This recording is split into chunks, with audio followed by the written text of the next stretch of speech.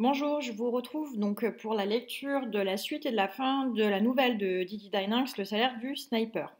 On s'était arrêté à la page 11, à la fin de la page 11, d'accord, ciel aux étoiles, du ciel aux étoiles. Donc pour vous rappeler rapidement, nous avons deux journalistes, enfin un journaliste Jean-Yves Delors et un caméraman Philippe, qui sont dans un pays imaginaire qui s'appelle Kotorsk et qui est un pays en guerre, en tout cas où on a un conflit. Voilà, ils doivent donc ils ont régulièrement des contacts avec Polex, qui est leur rédacteur en chef, qui lui est à Paris et qui demande à ce qu'ils puissent faire de l'audimat, c'est-à-dire faire un article qui puisse en tout cas plaire à leurs lecteurs ou à leurs auditeurs, c'est-à-dire ceux qui écoutent les infos, puisque actuellement le journal ne va pas très bien. Voilà. Suite à ça, vous avez donc Philippe, le caméraman, qui raconte une histoire donc à Jean-Yves Delors, l'histoire de la petite fille à la poupée. Donc c'est l'histoire d'une petite fille donc lors d'un bombardement qui est morte lors d'un bombardement et un photographe s'est rendu sur place et a posé une poupée à côté du cadavre de la petite fille pour rendre la photo plus attrayante, plus intéressante. Voilà. Mais Jean-Yves Delors, lui dit concrètement qu'il ne veut pas arriver à ça, c'est-à-dire qu'il ne veut pas arriver à un moment donné où il faut trafiquer des images pour pouvoir faire de l'audience ou de l'audimat. Donc je continue la lecture, on était à la page, donc début de la page 12, et je vous dirai, je ferai éventuellement des commentaires s'il y a des passages un peu plus complexes. Jean-Yves Delors fut réveillé par l'attaque vrillante d'une mèche de perceuse à percussion sur du béton armé. La direction de l'hôtel tentait une nouvelle fois de rétablir les circuits du téléphone et de la vidéo. Il parvint à se laver les cheveux en épuisant le peu d'eau tiède que la pomme de douche crachotait, mais il dut se raser à sec. Il cogna la cloison entre les deux stridentes de la Black Decker. Le caméraman ne répondit pas à l'appel. Il se montra en fin de matinée au bar, alors que Delors faisait semblant de s'intéresser aux solutions miracles pour faire revenir la paix dans l'enclave de Kotorsk, qu'exposait un jeune politicien polonais formé dans une des nouvelles énarchies de l'Est. Où étais-tu passé? T'aurais pu prévenir. Philippe commanda à un ouzo qu'il trouva d'autant d'eau. Je voulais te faire la surprise. Delors se pencha vers lui, étouffant sa voix. T'es sur une piste? Je crois bien que oui. On doit me passer un coup de téléphone tout à l'heure pour la confirmation. Et c'est quoi exactement? Le caméraman renversa la tête pour boire la dernière goutte d'anis et reposa son verre satisfait. Le Gavroche des Balkans. L'histoire d'un petit môme qui trafique entre deux camps pour faire vivre sa famille. Tu achètes? En tout cas, je demande à voir. C'est cher? Pas trop. 500 $, la moitié cash, le solde après diffusion. Le problème, c'est qu'il faut se décider rapidement. Les types de CNN sont sur le coup. Delors rentra la tête dans les épaules quand un chasseur bombardier, passant à basse altitude, s'attira quelques salves de la DSA qui parsemèrent le ciel de minuscules nuages éphémères. Il reprit sa stature normale. C'est d'accord. Je monte dans ma piole. Tu me fais signe dès que tu as du nouveau. Alors, ici, on a juste rapidement le caméraman qui aurait en tout cas quelque chose à proposer en tout cas comme article, et il faut aller voir sur place. Donc il a dû payer pour avoir en tout cas cette information. La Lada Niva, donc c'est la voiture. Hein. La Lada Niva stoppa près d'une cuve d'essence touchée de plein fouet par un obus, dont les morceaux épars faisaient penser à des sculptures de caldaire mises au rebut. Le conducteur du taxi se retourna sur son siège, un sourire désolé accroché aux lèvres, et il fit appel à toutes ses connaissances en anglais, français et allemand pour leur dire que les voitures ne pouvaient aller plus loin sans risquer la désintégration. Jean-Yves Delors s'emboîta le pas à son équipier, le soulageant d'une partie de son matériel. Ils dépassèrent les limites de la zone industrielle et s'engagèrent sous le viaduc de l'échangeur nord du Kotorsk. D'immenses plaques de béton recouvertes d'asphalte pendaient le long des piliers, retenus par des ferrailles de l'armature. Des panneaux émaillés indiquaient des destinations proches interdites depuis des années. Plusieurs dizaines de familles s'étaient réfugiées au centre du dispositif, sous 4 couches superposées d'autoroute. Philippe s'arrêta près d'un type qui désossait le moteur d'une Wartung et lui montra une adresse inscrite sur la languette intérieure de son paquet de gitane. Le mécano prit une cigarette qu'il coinça derrière son oreille avant de désigner un abri du doigt. Il pénétra dans une pièce de 4 mètres sur 5, aménagée entre les piliers d'une bretelle.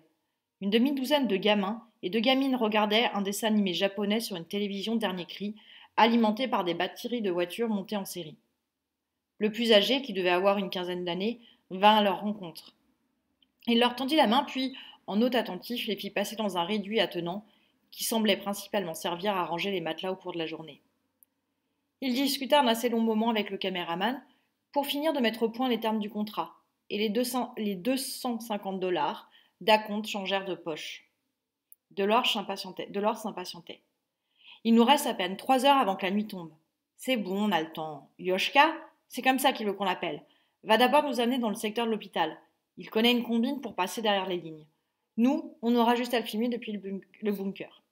Donc là, on a les deux journalistes qui sont rendus dans une sorte de bidonville en dessous d'un pont ou d'une autoroute pour rencontrer le fameux Gavroche des Balkans qui pourrait en fait être le sujet de leur article. Donc ce jeune Gavroche des Balkans s'appelle Yoshka, d'accord, il a 15 ans. Et en tout cas, il veut leur montrer dans le secteur de l'hôpital une combine, en tout cas, qui puisse filmer ou prendre des photos de ce lieu-là. Je continue. Le gamin confia la garde de sa petite troupe à une brunette rigolarde et fit sortir les deux reporters par une trappe ménagée dans une cloison qui lui permettait d'échapper à la surveillance de ses voisins. La cheminée du crématorium de l'hôpital de Kotorowsk apparut entre deux bosquets, alors qu'ils marchaient depuis un bon quart d'heure. Ils s'arrêtèrent à plusieurs reprises pour cadrer l'adolescent sous la tourelle rouillée d'un blindé de fabrication chinoise ou près d'un canon hors d'usage. Parvenu à proximité des bâtiments, Yoshka leur assigna une place derrière une meurtrière et leur montra le chemin qu'il allait emprunter.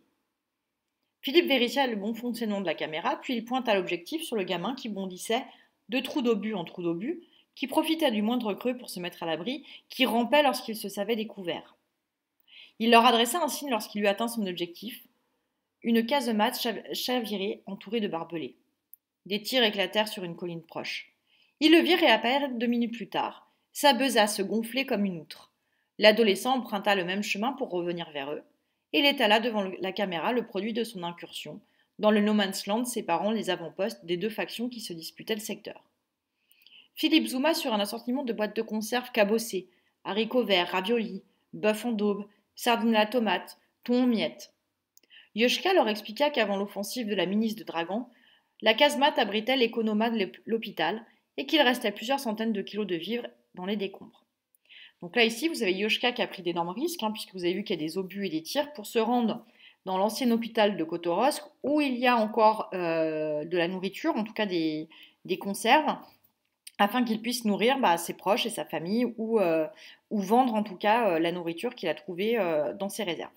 Mais il a quand même pris des risques, et pendant ce temps-là, Jean-Yves et Philippe ont filmé Yoshka s'aventurer vers l'hôpital. Ils filèrent ensuite vers la colline de Doudrest. Des plaques de neige durcies par le vent subsistaient sur les pentes exposées au nord. Ils contournèrent la cabine de remontée mécanique et l'immense roue métallique qu'il avait à moitié écrasée lors de sa chute. Yoshka sauta dans le casque troué d'un milicien. Il pointa le doigt en direction d'une série de petits enclos, de minuscules maisons de bois regroupées au creux d'un vallon. Delors prit le caméraman par la manche. « Il ne faut pas qu'il aille là-bas. Il y a une batterie et des meurtriers juste en face. On les a filmés il y a 2 mois. Ce sont de véritables dingues. » Philippe remplaça posément la cassette parvenue en bout de course, assura le caméraman sur son épaule et cadra la silhouette de Yoshka qui zigzaguait devant eux. « Ne t'inquiète pas, il sait ce qu'il fait. » Une roquette fit voler un pan de mur en éclats. De l'autre côté de la vallée, tandis que le jeune garçon progressait sur le chemin du retour, il se plaqua au sol avant de reprendre sa course. Il vida une nouvelle fois sa besace devant l'objectif et gratta la terre des jardins ouvriers du faubourg de Kotorowsk pour faire admirer aux deux journalistes la qualité des légumes divers qui y poussaient. Ils redescendirent vers le centre de la ville et se tinrent à distance de Yoshka, simulant une caméra cachée, quand celui-ci s'installa sur le rebord de la fontaine des 3 indépendances pour vendre les boîtes de conserve, les carottes, les choux, arrachés aux zones interdites. Le taxi les attendait à 1 kilomètre de là, près de l'ancien musée ottoman. Philippe s'arrêta devant le vestige des premières fortifications de Kotorowsk érigées par les légionnaires romains. À sa demande, Yoshka escalada de bonne grâce les pierres érodées. Son corps se découpait à contre-jour, dans le ciel, quand le coup de feu claqua. Il jeta ses bras dans l'air, tournoya comme un oiseau blessé et s'abattit aux pieds de Jean-Yves Delors. Donc là, suite à ces trouvailles dans la réserve de l'hôpital, les deux journalistes continuent à le filmer dans la ville en train de récupérer le peu de vivres qu'il peut trouver, notamment des légumes. Et suite à ça, il cherche ensuite à les vendre vers la fontaine. Et vous avez donc le caméraman qui demande, donc Philippe, qui demande à Yoshka d'escalader les fortifications pour pouvoir faire un joli film, en tout cas une jolie photo. Malheureusement, Yoshka se fait tirer dessus et tombe aux pieds de Jean-Yves Delors. Des extraits du Gavroche de Cotoresque furent diffusés dès le lendemain aux journaux de 13 et 20 heures. Et de nombreuses bandes annonces constellèrent l'antenne afin de drainer les spectateurs de chaque tranche horaire vers le numéro spécial de Reporters du Monde que Pollax avait programmé pour le prime time du mercredi. Jean-Yves Delors avait réussi à se faire embarquer par un détachement des casques bleus qui partait en permission à Rome. Puis un avion privé, affrété par la chaîne, l'avait déposé au Bourget. Il prit quelques heures de repos dans un palace du front de Seine. Plus de 15 millions de téléspectateurs écarquillèrent les yeux quand le générique de l'émission s'incrusta sur les écrans. Donc là, vous avez en fait le Gavroche de Kotorowsk, à savoir Yoshka, qui est décédé. Et donc ils envoyaient tout le film à Polex, donc au journal. Et là, donc, qui passe actuellement à la télé, hein, plus de 15 millions de téléspectateurs regardent ça. Et vous avez Jean-Yves Delors qui a fait en tout cas un scoop et il rentre à un moment donné en France, hein, puisqu'on vous dit qu'il prend l'avion. Voilà. Je termine le dernier paragraphe. Au même moment, Philippe, son caméraman, traversait le pont aux lames disjointes jetées au-dessus des eaux boueuses de la Milva. Il tendit les $250 au sniper qui l'attendait derrière une école maternelle détruite. Donc, c'est la fin de la nouvelle et ce dernier paragraphe est très très important. J'espère que vous l'avez compris. Voilà. Vous aurez des questions sur ce texte et un QCM en fin de semaine pour répondre aux questions sur l'ensemble de la nouvelle, le salaire du sniper. C'est-à-dire qu'on a vu ça en 3 parties, mais c'est une nouvelle dans son intégralité. Merci beaucoup, au revoir.